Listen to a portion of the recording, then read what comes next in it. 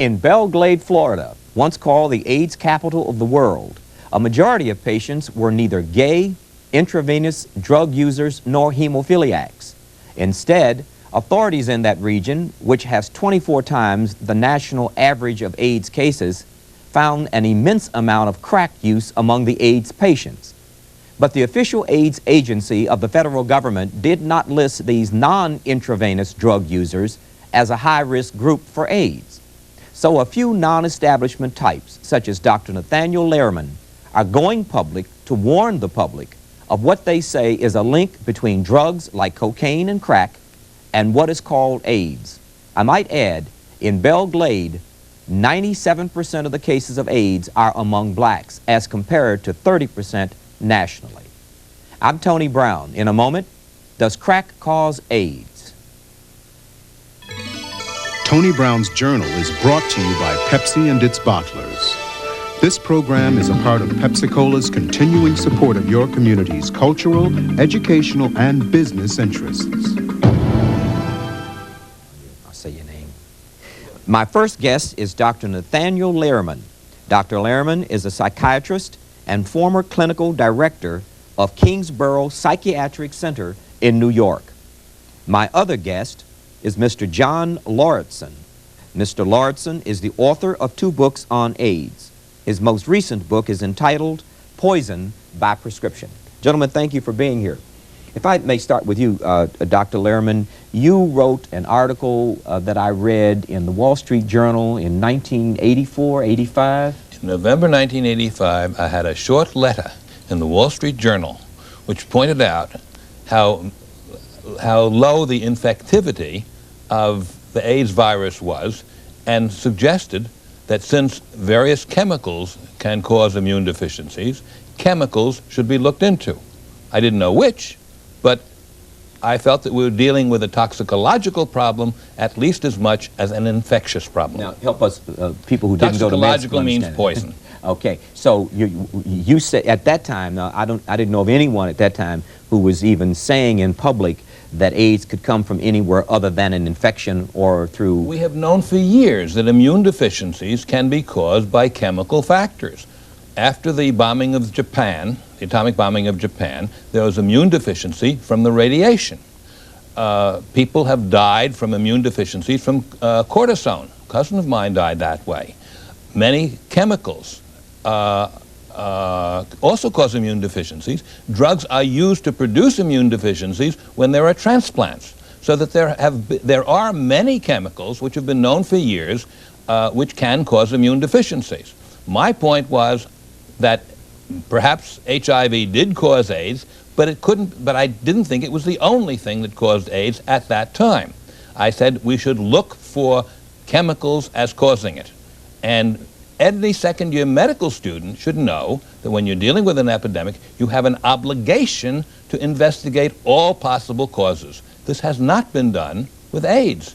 And I raised this in November 20th, 1985. Have you seen any confirmation recently of your early suspicions? Considerable, particularly in Belle Glade. There had been some articles about pesticide use in Belle Glade, which was the AIDS capital, and the Times had the pesticide article without mentioning AIDS, and then it had AIDS articles out of Belle Glade without mentioning pesticides. So I thought that pesticides might be involved. I called the people in Belle Glade. I spoke with them within the last couple of weeks, and they were kind enough to send me some material about what they found. Pesticides might be involved, though there's no evidence to prove it. It should be investigated, but far more likely is the role of crack. And the public health authorities in Belle Glade have gone public on the role of crack as a major factor in the AIDS epidemic. Well, now, is the incidence of crack/cocaine usage in Belle Glade higher than it is nationally? I mean, do you suspect that it is? I suspect that it is, and Dr. Deanna James, who's the director of Belle Glade's West Palm Beach Health Center, talked about the, quote, rampant epidemic of crack use and prostitution associated with drug use. And she said this in February 1990.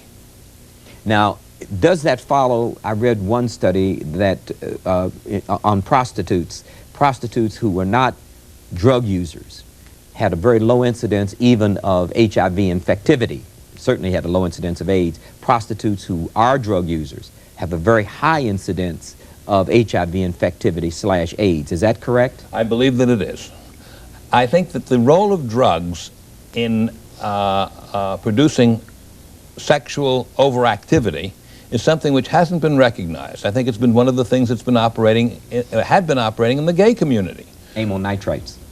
Amyl nitrites and crack.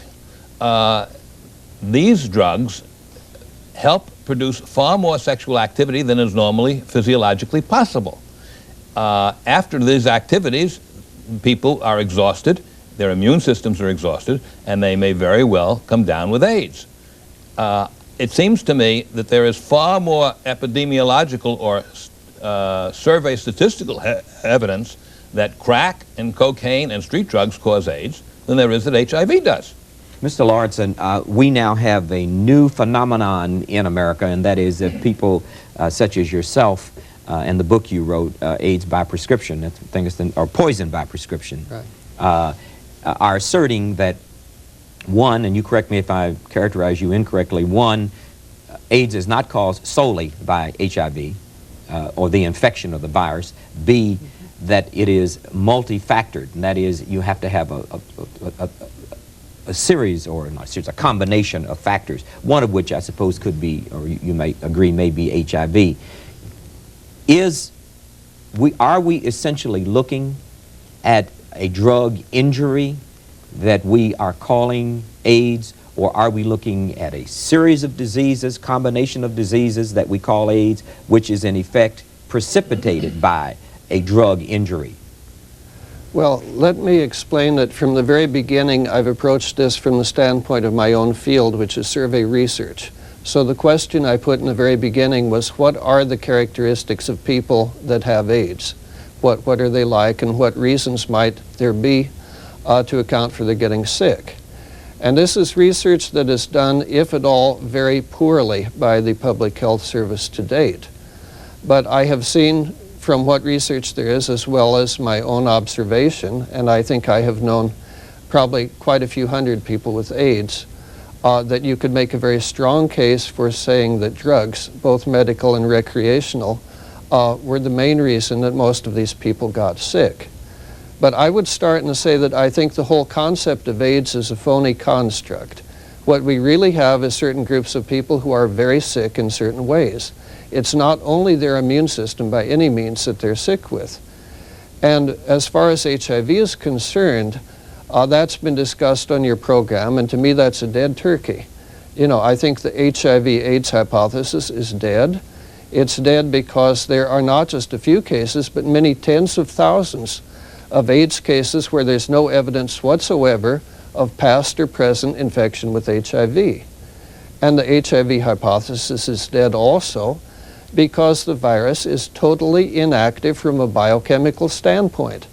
And the scientists have different ways of measuring this, but it would be like a human being if you measured his biochemical activity. At one extreme you might have somebody playing tennis, the other extreme you might have somebody who was dead, and in between you'd have, you know, a whole range. HIV in people with AIDS would be the equivalent of somebody sound asleep, perhaps even in a coma. If that's the case, a biochemically inactive microbe can't do anything, and HIV doesn't. So I think what we have to do is be very open-minded and find out what really is what's called AIDS and what causes it. And I think here the two main risk groups are intravenous drug users and gay men. The intravenous drug users is probably pretty simple. They're sick really in the same way they were sick 20 or 30 or 40 years ago. They're wasting away and they have lung disease, and this is the classical profile of, say, a heroin user. In the case of gay men, I think we have to say that for all of the emphasis that's been placed on sex and words like promiscuity, gay men as a whole are not at risk for AIDS. This is the bombshell. A very particular, very special subset of gay men are very much at risk for AIDS, but the risks here have everything to do with long histories of venereal diseases and antibiotic treatments. Some of them had 50 cases of venereal disease before they became officially sick with AIDS, and that means at least 50 powerful courses of antibiotic treatment. But above all, these particular gay men who got sick with what's called AIDS were into a way of living that included discotheques and bathhouses where drugs were the main activity that took place. And it would be half a dozen different drugs. It would include poppers, which are nitrite inhalants. It would include quaaludes. It would include a whole range of designer drugs which most people have never heard about. I mean, how many people know what window pane or Christmas tree or Special K or Eve or ecstasy are? And yet these were all extremely popular drugs in the gay discotheques.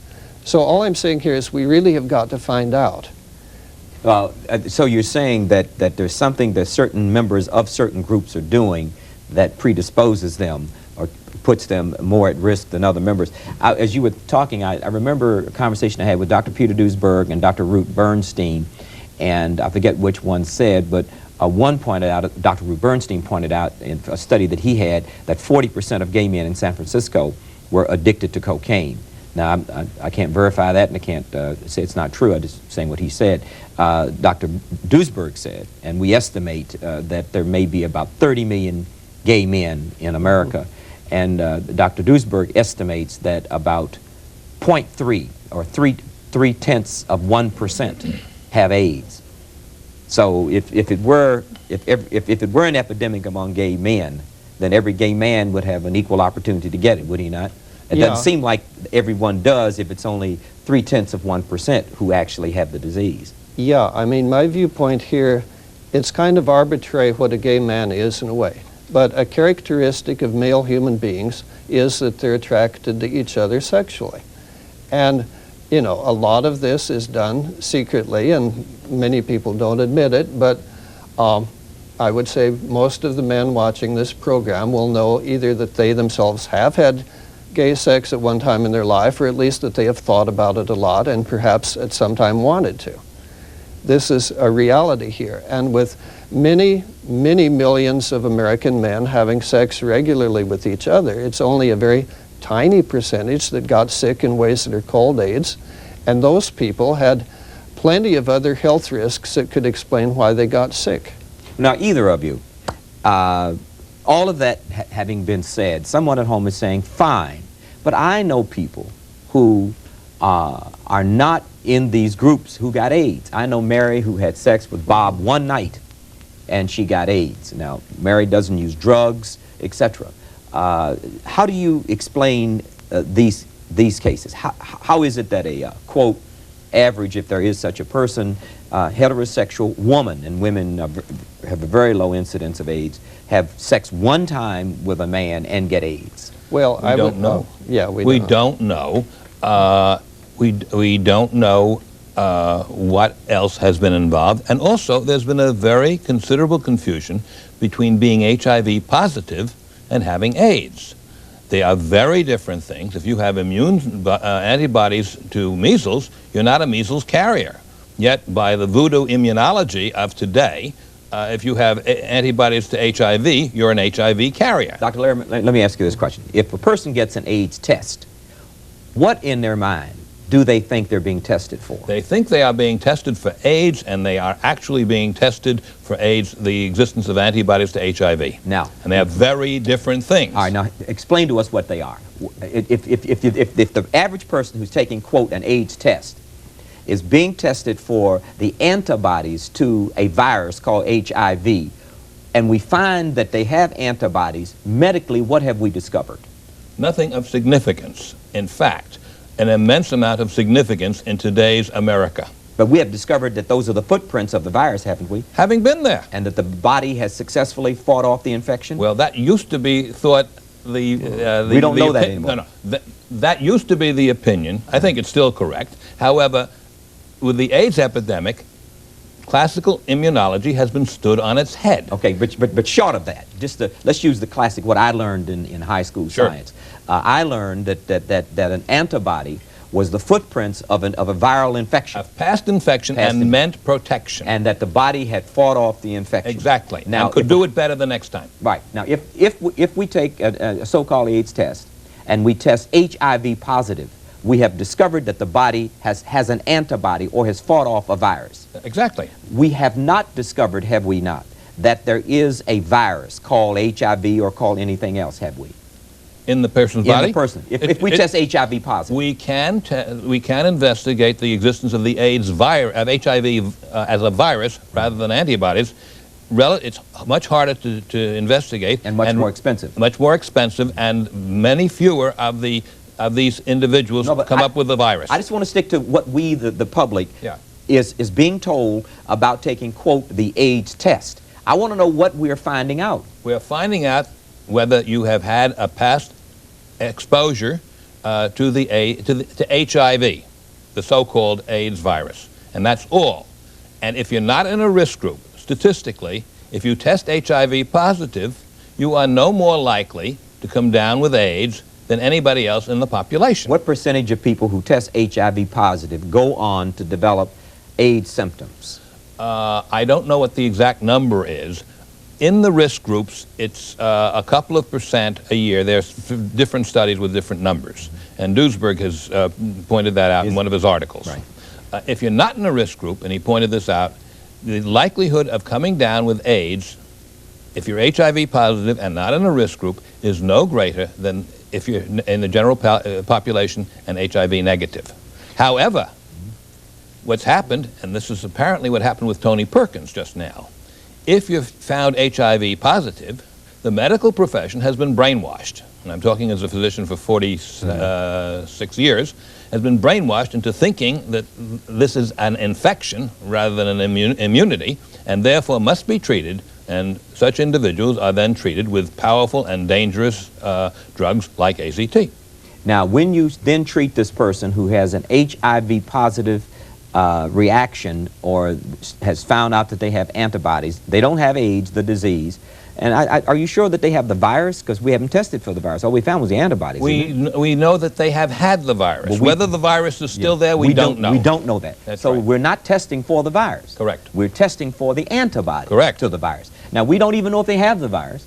That's and right. we know they don't have AIDS, the disease, but we then, Mr. Lauritsen, then go on and prescribe these antiviral therapies, primarily AZT, do we not? Now, if one does take any of these antiviral therapies, what is the ultimate outcome? Pretty bad. Pretty bad meaning what? Death.